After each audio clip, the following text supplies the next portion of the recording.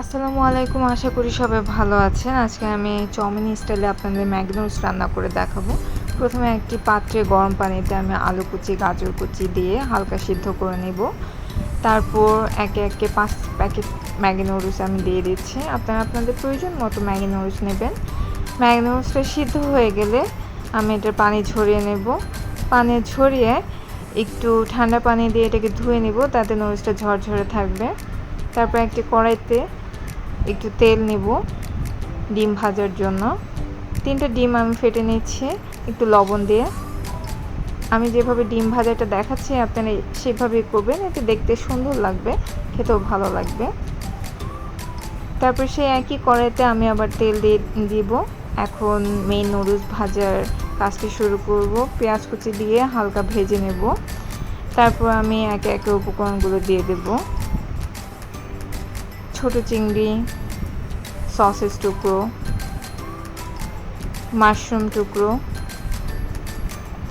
একটা ম্যাগি মশলার packet, capsicum কুচি, ডিম ভাজা। আমি যেসব উপকরণ দিয়েছি সেগুলো দিতে হবে এমন কোনো কথা নেই।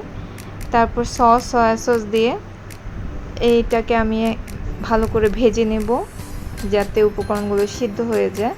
আপনারা আপনাদের মন মতো উপকরণ দিয়ে এটাকে মশলাটা রেডি করতে পারেন। আর অবশ্যই এটাকে হাই হিটে আপনাদের ভাজতে হবে। তারপর আমি বাকি ম্যাগি মশলাগুলো দিয়ে দেব। আমি এখানে শুধু এক্সট্রা মশলা হিসেবে ম্যাগি মশলা ইউজ করেছি আর সয়া সস, এছাড়া আমি অন্য কোনো উপকরণ ইউজ করিনি।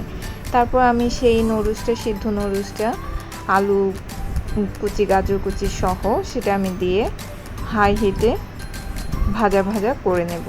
এটাকে অবশ্যই হাই হিটে ভাজতে হবে, তাহলে নুডলসটা ঝরঝরে হবে ঠিক চাউমিনের মতো। তখন খেতেও ভালো লাগবে, একটা বিবিকিউ ফ্লেভারও আসবে। লাস্টে আমি ধনেপাতা কুচি, কাঁচামরিচ কুচি দিয়ে নামিয়ে নিলাম। আপনারা অবশ্যই বাসায় আপনি রেসিপিটি ট্রাই করে আমাকে জানাবেন কেমন লাগলো। আজকের মতো